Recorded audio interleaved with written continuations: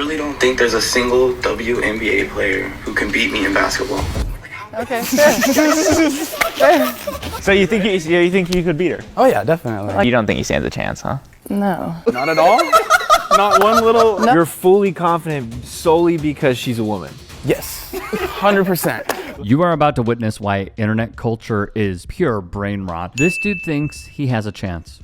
Well, Sarah Ashlee Barker, who averages just 3 points per game in the WNBA, would take this dude on. Those organizing this one-on-one matchup would announce the game is to 11 with 1s and 2s. According to the organizers, Anthony the Troll allowed Barker to start with ball, probably a mistake there. The results would speak for themselves. Barker would show her versatility at the rim, her skills off the dribble, where she got murked and called and won on him, rightfully so. When he checked ball, Barker ripped it from him. Up 9-2, Barker danced on Anthony between the legs. Hezzy crossover between the legs, step back, game winner. Anthony was on his back, smiling after losing, and she would demand an apology to the W and all women hoopers. She would say to him, "If you think I was difficult to go up against, imagine what it's like facing my teammates who are some of the best in the world." The issue at hand is that this troll is not alone. What you're doing there, you shouldn't be doing that. You should be right through, swing, follow through. Not you're doing too slow on the way up and then back. Okay, I'm going through a swing change at the minute, so everything I'm. What you're doing there is you're coming back too slow. You know, I've been playing golf for 20 years. What you need to do is follow through a lot quicker than what you're doing there right now. Yeah, so I mean, I'm going through a swing change at the minute, so with that, I'm just making everything. Just get one second. Okay.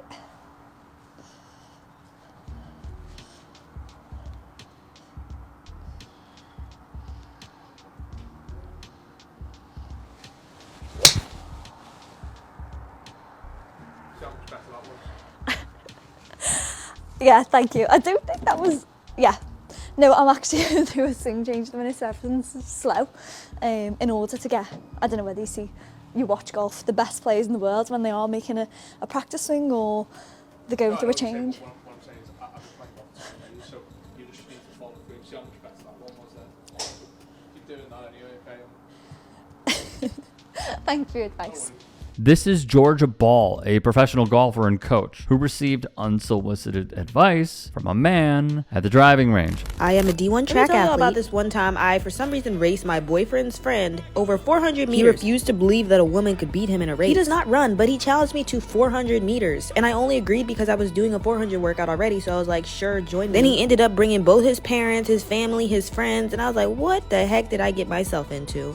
But to narrate what went down, I just ran the first 200 meters with him. I just stayed with him. I'm not exerting myself for no reason. I have nothing to prove here. If you're crazy enough to challenge a 400, 800 athlete to a 400 race, that's on you. I'm not going to correct you. And then since he does not run at all, his lack of fitness really hit him hard after 200 meters. And I was like, okay, let me just go now. And then as you should always do, I finish hard because that's what you do as a track runner. And this was also one of the reps of my 400 workouts. So I'm just doing my workout here. So yeah, there's me pushing hard. I actually felt some lactic. And then, yeah, so the gap was widening. And I actually ended up running 57 for this, which is pretty good for practice. Alana Sabakin, a D1 runner at the University of Virginia, was challenged by her boyfriend's friend in a 400-meter race. She smoked him, which we all knew would happen, as she is, get this, an All-American. Even an Olympian named Molly Seidel,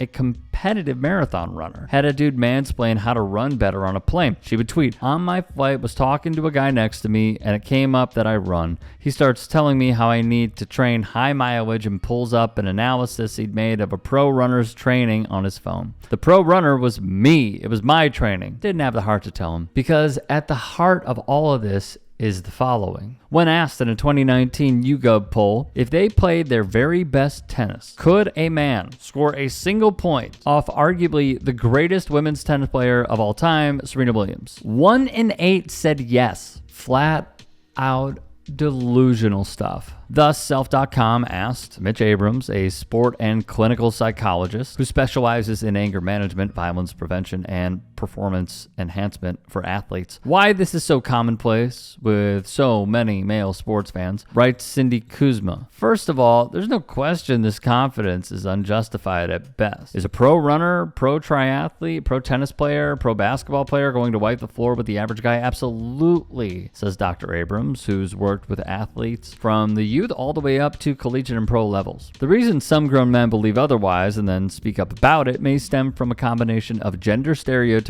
and, paradoxically, a lack of confidence, he says. Another paragraph would read, from childhood, little boys are typically taught not to doubt themselves, regardless of how much they still have to learn. They're coached to speak up and show off what they do know, but underneath it, they may have low self-esteem because everyone tells them they're supposed to know what they're doing and they have no freaking clue, says Dr. Abrams. But since they can't show weakness, they puff out their chest to prove themselves, especially in areas like sports in which they're supposed to have mastery. It starts young, and for some, it never stops. Quote, there are a lot of boys who turn into men that are just developmentally adolescents, he states. Lastly, from Kuzma. So when average guys talk down to female athletes, they're not necessarily trying to be obnoxious. Sometimes they really think they can help or are intending to flirt, which can be a problem in and of itself.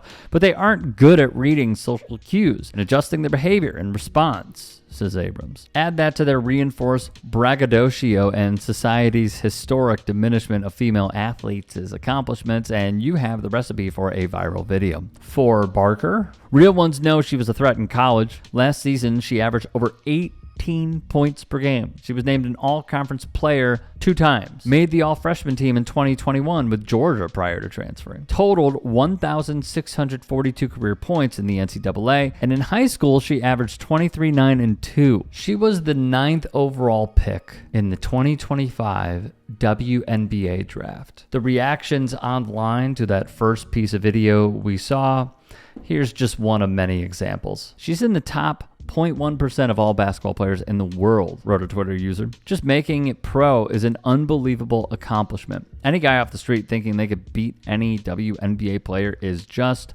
delusional. Hey, I appreciate you watching. Now, if you can, please do become a channel member by going to youtube.com/TYTsports and clicking the join button. If that's too much for you, you can just go to tyt.com/join to become a member. It helps all of us out here at the Young Turks and keeps our network afloat. In addition, you could follow me on my socials on Twitter, Instagram, and TikTok. Appreciate the love. Have a great day. Calling out elite people in comedy should be the rule of thumb. I think Donald Trump's hair is actually another creature. Yeah. The hair's like going, good night, Donald. Good night, Donald. There we go. Maybe it goes out. It goes out and makes money while he's asleep. Yeah. There is something about punching down that feels taboo, and punching up is the way to go. Crack's not really my thing, but if it was, it would be fine if I was on that side. Wow. Don Jr.'s on coke. We won with poorly educated. I love the poorly educated. I'm a very stable genius. It is very important, the work that the Jordan Kleppers are doing, the work that the Good Liars are doing, the work that our team here at the Turks are doing, and many more. Used to see these tackles, now they tackle. Oh, head-on-head collision. Bing, flag. Football's become soft. You have Trump doing sound effects for tackles. The choice could not be more clear. Like, let's not beat around the bush about it.